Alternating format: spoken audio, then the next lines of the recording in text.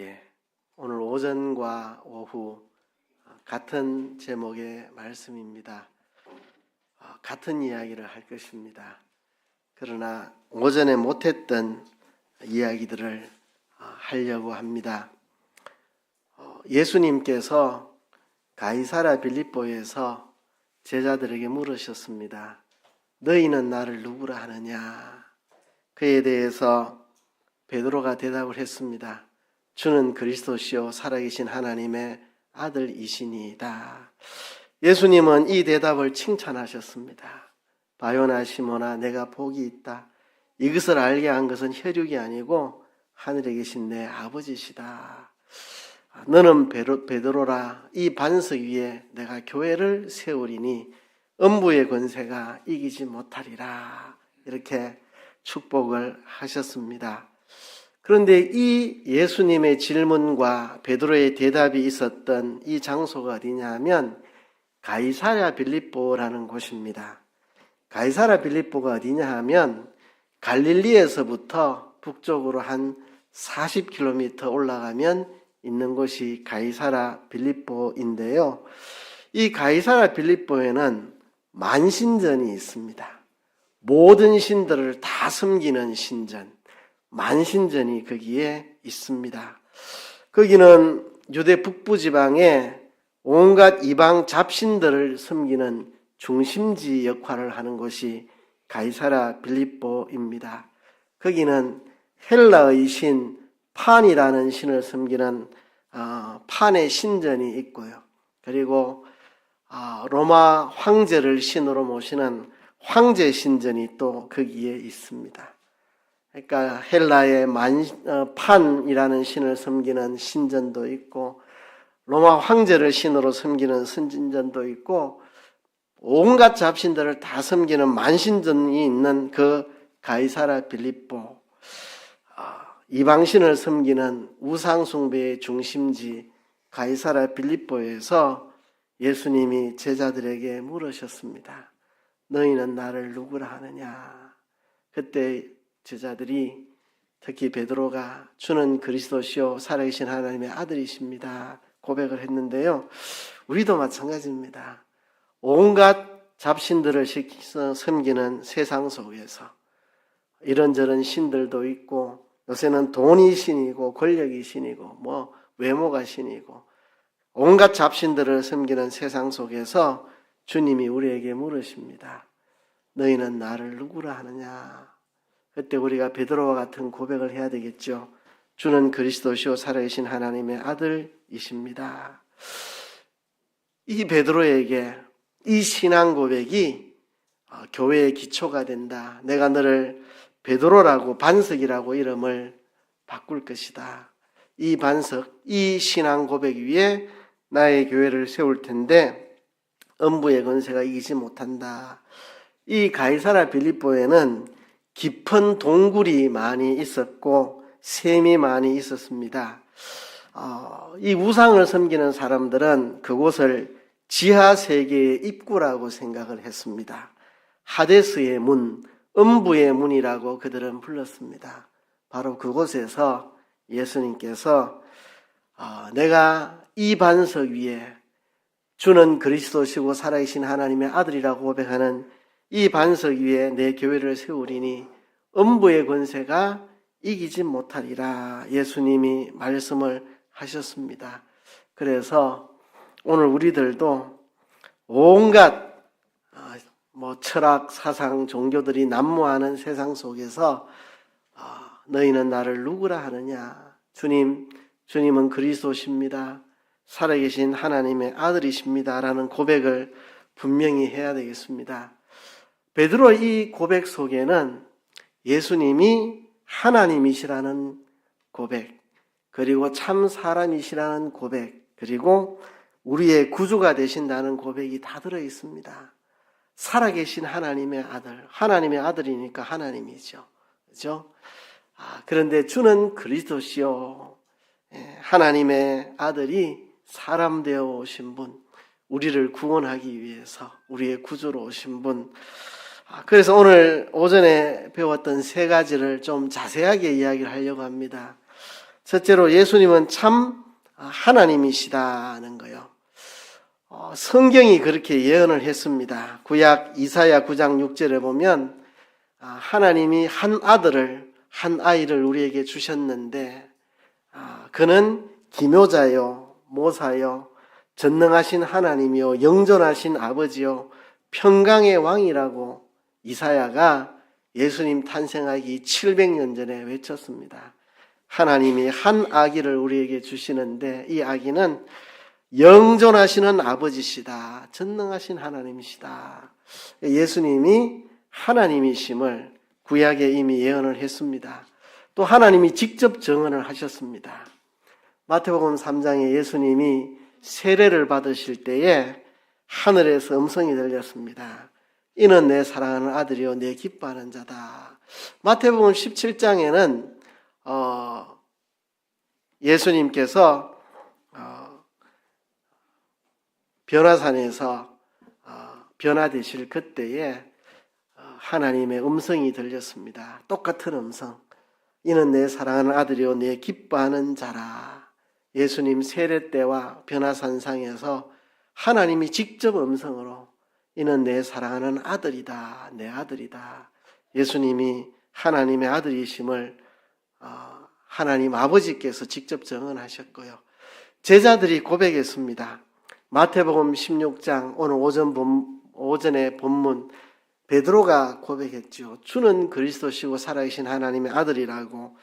근데 요한복음 20장에 보면 도마가 예수님에 대해서 고백합니다. 예수님이 나타나셨다 하니까 예수님이 부활하셨다는 것을 내가 그 창자국, 못자국 보지 않고는 내가 믿지 못하겠다. 근데 예수님이 나타나셔서 그 손에 못자국과 그 허리에 창자국을 보여주셨을 때 도마가 나의 주님, 나의 하나님이십니다. 나의 주님이십니다. 나의 하나님이십니다. 베드로와 도마가 이렇게 예수님의 하나님 되심을 고백했습니다. 예수님 자신도 친히 증거하셨습니다. 예수님이 십자가를 앞두고 체포되어 대제사장에게 신문을 받을 때 대제사장이 질문했습니다. 네가 하나님의 아들 그리스도냐? 밝히 말해봐라. 네가 하나님의 아들 그리스도가 맞느냐? 물을 때 예수님께서 네가 말한 대로 내가 하나님의 아들 그리스도가 맞다.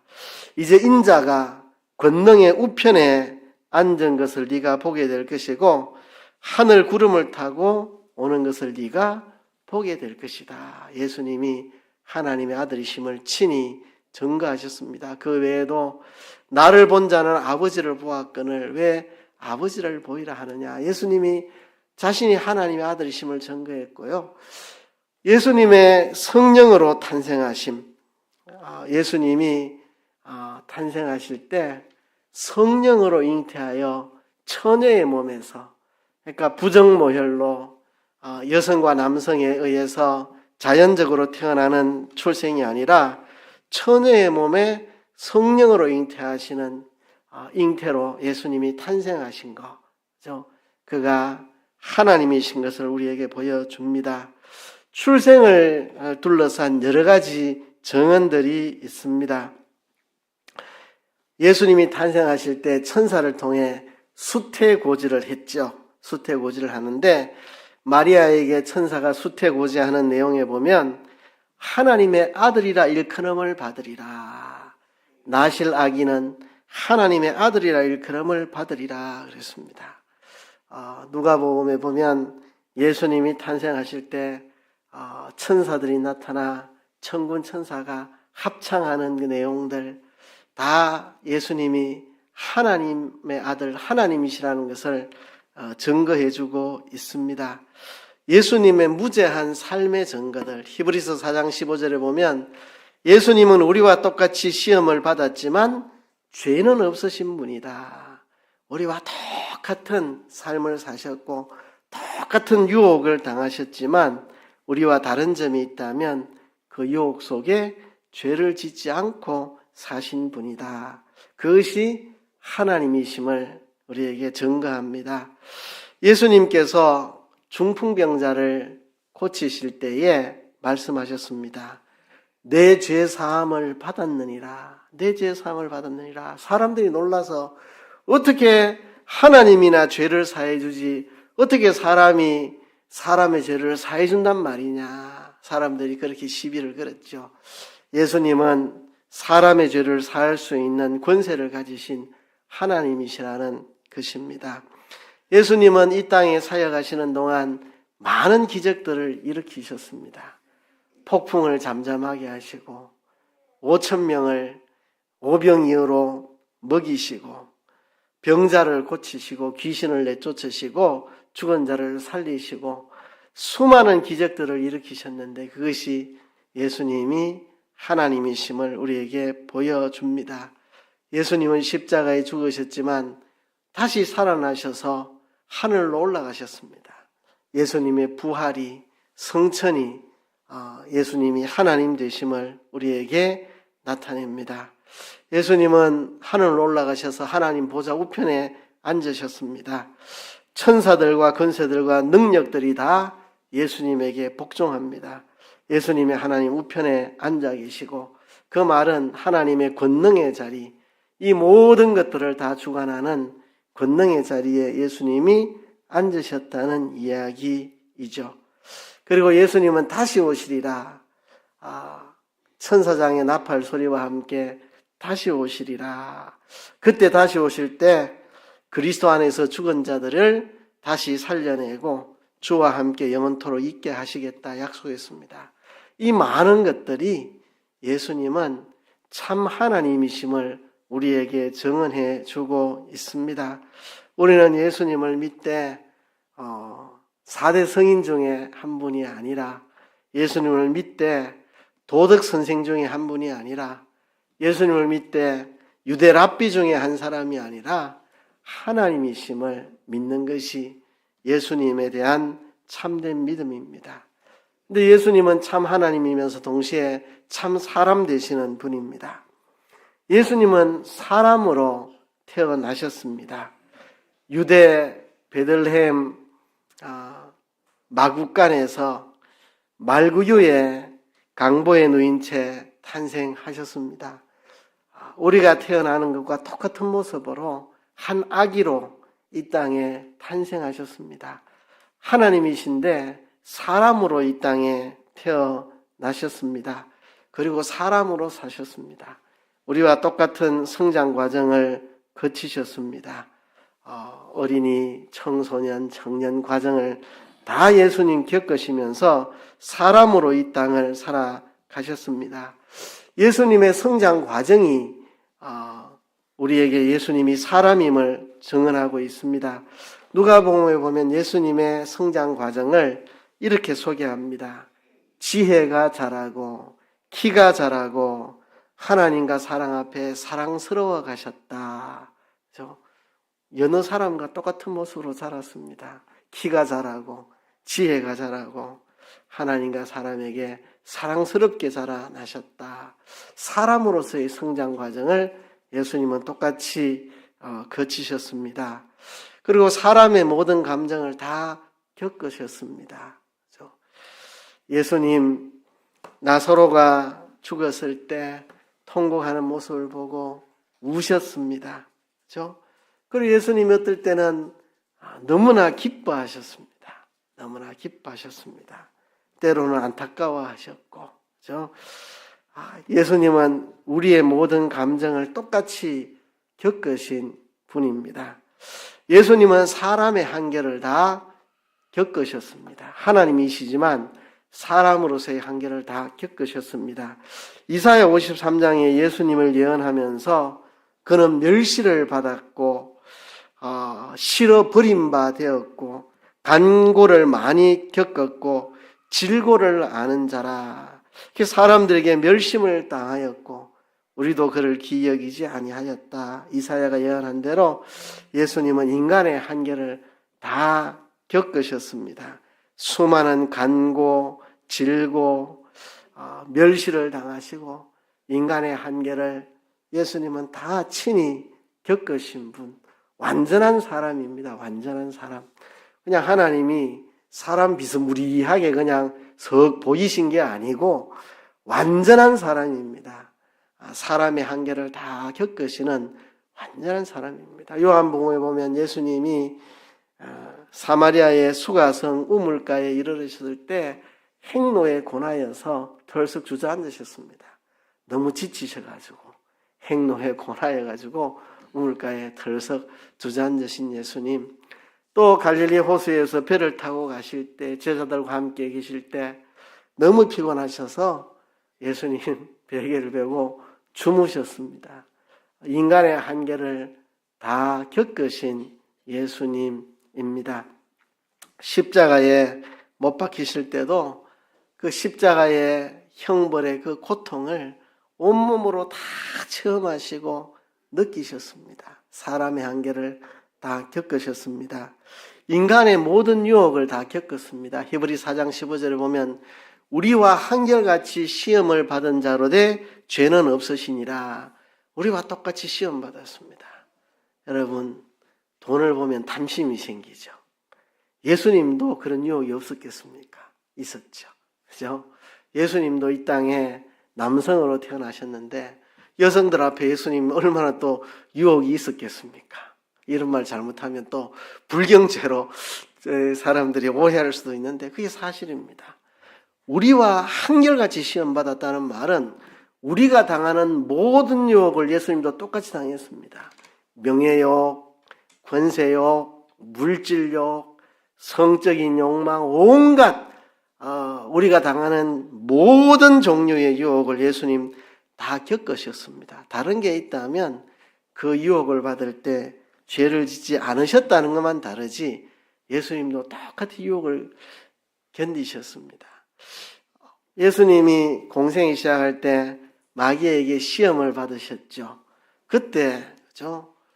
물질에 대한 시험, 권세, 명예 이런 여러 가지 우리가 당하는 시험들을 예수님이 똑같이 당하셨습니다.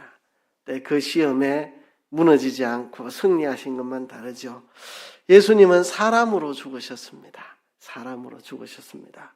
예수님 이 땅에서 사역하다가 어느 날 갑자기 슉 사라지신 게 아니고 사람의 모습으로 십자가에 못 박히셔서 피 흘리시고 살 찢으시고 옆구리에 창에 찔리시고 물과 피를 다 쏟으시고 그 고통을 당하시고 사람의 모습으로 죽으셨습니다. 예수님은 완전하신 참 사람이십니다. 예수님은 100% 하나님이고 100% 사람이십니다. 그걸 어떻게 이해할 수 있느냐? 이해하려고 애쓸 필요가 없습니다. 이해 불가능합니다. 우리가 하나님의 삼위일체도 이해의 대상이 아닙니다. 어떻게 성부도 하나님이고 성자도 하나님이고 성령도 하나님이고 성부랑 성자랑 서로 대화도 하고 성자랑 성령이 서로 대화도 하고 이런데 어떻게 하나님이 세 분이 아니고 한 분이신지 우리의 이성으로는 이해할 수 없는 분입니다. 예수님이 참 하나님이요 참 사람이신 것도 우리의 이성으로 이해할 수가 없는 일입니다. 어떻게 참 하나님인데 그가 또 참 사람이 될 수 있느냐? 우리의 이해를 뛰어넘는 것입니다. 우리의 이해의 대상이 아니고 인식의 대상일 뿐입니다. 성경이 그렇게 말하고 있고 하나님이 스스로를 그렇게 하나님은 삼위일체 하나님이고 성자 하나님이 사람 되셔서 신성과 인성을 함께 가지셨다는 걸 말씀해 주신 대로 계시해 주신 대로 우리는 알고 믿을 따름이지 우리가 이해할 수 있는 대상은 아닙니다. 예수님은 참 하나님이고 참 사람이신데 이 예수님이 이 땅에 오신 목적은 구약에 예언한 그 어린 양, 우리를 위해 속죄를 하실 그 속죄의 피를 흘려주실 어린 양으로 오신 분, 우리가 지은 죄를 대신해서 다 형벌받으심으로 우리를 죄에서 건져주시는 우리를 속죄하시는 어린 양으로 이 땅에 오셔서 예수님이 하시는 일은 어린 양으로서 우리를 속죄하는 일입니다. 요한계시록을 읽을 때 가슴에 벅찬 것 중에 하나는 예수님을 어린 양으로 소개하고 있다는 것입니다. 구약 성경에 오실 예수님을 예표해서 어린 양으로 우리의 죄를 짊어지고 죽는 어린 양으로 예수님을 예표했는데 그 예수님이 땅에 오셔서 십자가에 죽으시고 부활하셨는데 요한계시록에 이제 승리하신 예수님, 부활하시고 승천하시고 교회를 돌보시고 교회로 하여금 승리케 하시고 최후 승리를 주시는 바로 그분의 이름을 어린 양으로 소개하고 있습니다. 예수님은 영원토록 어린 양으로 계십니다. 우리의 구속주로 계십니다. 어린 양으로서의 예수님의 이 구원 역사를 성경에는 여러 단어로 표현을 합니다. 여러 단어로 표현하는데 속죄라는 말을 씁니다. 속죄. 우리의 죄를 다 제거해 주시는, 우리의 죄를 다 제거하시고 하나님의 진노로부터 우리의 죄를 다 가려주시는 분, 바로 속죄하시는 분. 또 다른 본문에서는 화목의 제물이라고 말씀을 하고 있습니다. 자신이 희생함으로 하나님의 진노를 진정되게 하시고 하나님과 우리 사이에 화목을 일으키시는 분, 자신이 희생의 제물로 바쳐짐으로 하나님의 진노가 그치고 하나님과 우리 사이에 화목을 일으키시는 분. 그리고 어떤 본문에는 예수님의 이 사역을 대속이라는 말로 사용을 합니다. 우리 스스로 할 수 없는 그 일, 예수님이 대신하여 십자가의 형벌 받아주신 것. 우리가 우리의 죄 문제를 스스로 해결할 수가 없습니다. 예수님이 우리를 대신하여 십자가의 형벌 받아 죽으심으로 우리의 죄에 대한 형벌을 예수님이 대신 다 받았기 때문에 우리는 더 이상 형벌 받을 게 없도록 대신해 주시니 대속이라는 표현을 쓰고요. 또 어떤 본문에는 구속이라는 말을 씁니다. 이 구속이라는 말은 노예로 팔려간 자를 돈을 지불하고 다시 사오는 것을 구속이라고 합니다. 우리가 죄의 노예가 되었고 마귀의 노예가 되었고 사망의 노예가 되었는데 예수님은 자신의 생명을 값으로 지불하시고 죄와 마귀와 사망의 노예된 우리를 해방시켜 주시는 분, 그것을 가리켜서 구속이라 그렇게 말합니다. 자신의 생명을 값으로 주고 우리를 죄와 사망과 마귀에게서 해방시켜 주신 분. 그리고 화해라는 말을 또 씁니다. 그리스도의 죽음으로 하나님과 우리 사이를 화목시켜 주신 분. 예수님이 하신 일을 이렇게 속죄, 화목제물, 대속, 또 구속, 화해라는 여러 가지 표현으로 사용하고 있는데요. 이것이 어린 양 되신 예수님이 이 땅에 오셔서 우리를 위해 해주신 일입니다. 자, 이 예수님의 구속을 통해서 우리가 얻게 되는 게 뭐냐? 우리가 뭘 얻게 되었느냐? 죄 용서함을 받았습니다. 우리의 죄가 다 씻겨졌습니다. 뿐만 아니라 이제부터는 죄로부터 자유할 수 있습니다. 과거에는 죄에게 종이 돼서 죄에서 자유하지 못했지만 이제 우리에게 자유를 주셨습니다. 갈라디아서는 그리스도인의 자유를 이야기합니다. 그리스도인의 자유는 내 마음대로 죄짓고 사는 방종이 아닙니다. 죄로부터의 자유. 이제 더 이상 죄와 마귀와 사망의 종로로 달 필요가 없고 이제는 영광의 자유를 누리는, 죄가 용서될 뿐만 아니라 이제 죄로부터 자유할 수 있게 해주셨습니다. 죽음으로부터 우리를 구원해 주셨습니다. 예수님이 나사로가 죽었을 때 그곳에 가셔서 나는 부활이요 생명이니 나를 믿는 자는 죽어도 살겠고 무릇 살아서 나를 믿는 자는 영원히 죽지 아니하리니 이것을 내가 믿느냐. 예수님이 왜 나사로가 병들었을 때 얼른 가셔서 고쳐주시지 않고 죽도록 내버려 두셨느냐. 병든 나사로를 고치는 게 아니라 죽은 나사로를 살림으로 예수님은 우리를 죽음으로부터 구원해 주시는 분이라는 것을 보여주기 위해서 나사로가 죽도록 기다렸다가 죽은 다음에 가셨습니다. 그리고 예수님이 나는 부활이요 생명이다. 나를 믿는 자는 죽어도 산다. 살아서 나를 믿는 자는 영원히 죽지 않는다. 말씀해 주신 겁니다. 예수님의 이 속죄의 사역으로 우리는 죽음으로부터 구원을 얻게 됐습니다. 영생을 우리에게 선물로 주셨습니다. 영생은 하나님과 동행하며 사는 것입니다. 하나님과 함께 사는 것입니다. 우리가 죄의 용서함을 받고 이제 죄로부터 자유하고 이제는 하나님을 향하여 의의 길을 걸어가는 것입니다. 이제는 하나님을 향하여 의의 길을 걸어가는 겁니다. 이제 주님과 동행하면서 주님은 내 안에, 나는 주님 안에 살아가는 겁니다. 그게 영생의 선물입니다. 이제 우리에게 승리의 생활을 할 수 있게 하셨습니다. 바울이 고백했습니다. 이제는 내가 산 것이 아니요 내 안에 그리스도께서 사신 것이다. 이제는 내가 사는 게 아니고 내 안에 그리스도께서 사시는 것이다. 이제 그리스도께서 내 안에서 승리하는 삶을 살게 하신다. 죄로부터, 마귀로부터, 사망으로부터 이제는 벗어나 승리하는 삶을 살아갑니다.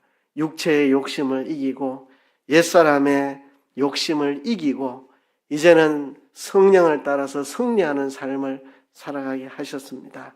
그리고 우리에게 천국을 보장해 주셨습니다. 우리에게는 오늘 죽어도 천국에서 눈을 뜰 확실한 보장이 주어져 있습니다.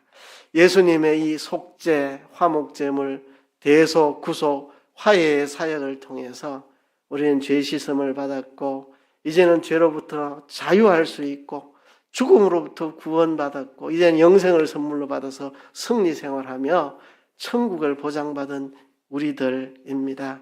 예수님은 바로 우리에게 이러한 선물을 주신 분입니다. 자, 그러면 우리는 어떻게 해야 될까요? 이 예수님에 대해서 오늘 오전에는 간단히 한 가지만 이야기했는데 예수님을 구주로 영접하라는 이야기죠. 그죠?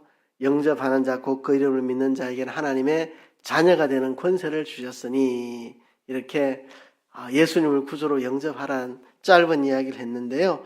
좀 더 오후에는 자세하게 이야기를 하려고 합니다. 예수님을 이미 구주로 영접하였다면 예수님을 닮아 자라가야 합니다. 오늘 베드로후서 3장 18절에 오직 우리 주 곧 구주 예수 그리스도의 은혜와 그를 아는 지식에서 자라가라 그랬습니다. 예수님을 닮아 자라가야 됩니다. 예수님을 구주로 영접한 사람들은 이제 예수님을 본받아서 자라가야 됩니다. 요즘 새벽에 사도행전을 공부하고 있는데요. 사도행전을 보면서 바울의 삶과 예수님의 삶이 겹쳐지는 것을 느낍니다. 예수님이 2년 동안 갈릴리에서 복음 전하시고 그리고 갈릴리로부터 예루살렘을 향한 죽음을 향한 행진을 하시고 그리고 십자가에 못 박혀 죽으셨는데 바울도 1차, 2차, 3차 선교 여행을 하며 복음을 전한 다음 이제 예루살렘에서 로마로 가는 죄수의 그 여정을 그가 가게 됩니다. 그리고 죽을 뻔하는 위험들을 수없이 겪지요. 그렇죠? 이런 모습들이 꼭 예수님을 보는 것 같은 누가복음을 기록한 누가가 사도행전을 기록했습니다. 누가복음의 구조와 사도행전의 구조가 너무 비슷합니다. 그렇죠? 예수님이 가신 그 길을 사도 바울이 그대로 따라갔거든요. 예수님을 닮아 자라가는 거 우리가 가야 할 길입니다. 그리고 예수님을 주님으로 모셔야 됩니다. 예수님은 나의 주님이시고 나는 주님의 것입니다. 예수님이 핏값으로 우리를 사셨기 때문에 우리는 내 것이 아니라 주님의 것입니다. 예수님을 나의 주님으로 모셔야 됩니다. 예수님을 손님으로 모시면 안 되고, 그죠? 뒷방 어르신처럼 대하면 안 되고, 예수님을 우리의 주인으로, 왕으로, 내 삶의 주인으로, 주님으로 모셔야 됩니다. 예수님이 피로 값주고 나를 사셨으니 내 소유도 몸도 생명도 다 주님의 것입니다. 내 몸도 주를 위해, 내 소유도 주를 위해, 내 생명도 주를 위해 예수님을 우리의 주님으로 모셔야 됩니다. 그리고 모든 영역에서 예수님의 주권을 인정해야 됩니다. 자녀 양육, 예수님의 주권을 인정해야 됩니다. 주님의 뜻대로 자녀 양육해야 되죠. 경제생활, 예수님의 주권을 인정해야 됩니다. 주님의 뜻대로 돈을 써야 됩니다. 그렇죠? 부부생활, 주님의 뜻대로 해야 됩니다. 직장생활, 주님 뜻대로. 내 삶의 모든 영역에 예수님의 주권을 인정하는 거. 그렇죠? 직장생활도 열심히 진실하게 해야 됩니다. 눈가림하지 말고 주인의 눈 속이지 말고 사장님 눈 속이지 말고 왜? 이것도 예수님의 주권 아래에 있는 것이기 때문에 직장생활을 성실히 하는 것이 그리스도를 섬기는 것입니다. 그렇죠? 모든 영역에서 예수님의 주권을 인정해야 됩니다. 그리고 항상 빚진 자의 가슴으로 살아야 합니다. 감사와 찬송이 끊이지 않고 주께 내 자신을 헌신해 드리는 빚진 자의 가슴. 주님 피로 나를 씻어주셨습니다. 나는 빚진 자입니다. 언제나 우리가 예수님께 빚진 마음으로 살아가야 됩니다. 여러분 채권자가 되면 안 됩니다. 우린 채무자입니다. 채권자. 내가 교회에 이렇게 충성했는데 내한테 이렇게밖에 하나님 못하십니까? 내가 이렇게 헌신하고 충성하고 있는데 내한테 왜 이렇게 잘되게 안 해주십니까? 이건 채권자예요. 채권자. 예수님 앞에 내가 채권자로 서면 안 되고 채무자로 나 위에 십자가 지신 주님 황송합니다. 감사합니다. 내 있는 걸 전부 다 드려 주를 위해 살겠습니다. 우리가 빚진 가슴으로 살아야 되겠고요. 예수님을 증거해야 됩니다. 예수님의 이 대속의 은혜를 나만 입고 사는 게 아니라 또 누군가에게 증거해야 됩니다. 오전에는 시간이 없어서 그냥 예수님을 구주로 영접하세요 라는 말만 했습니다. 그러나 예수님을 구주로 영접했다면 예수님을 닮아 살아가고 예수님을 내 주인으로 모셔야 되고 구주일 뿐만 아니라 내 주인으로 모셔야 되고 내 삶의 모든 영역에 예수님의 주권을 인정하고 우리는 빚진 자의 가슴으로 예수님을 증거하며 살아가는 이것이 예수님에 대한 올바른 믿음의 자세입니다. 예수님은 하나님이시고 동시에 사람이신데 그분은 하나님이며 사람이 되셔서 어린 양으로서 우리를 속죄해 주셨습니다.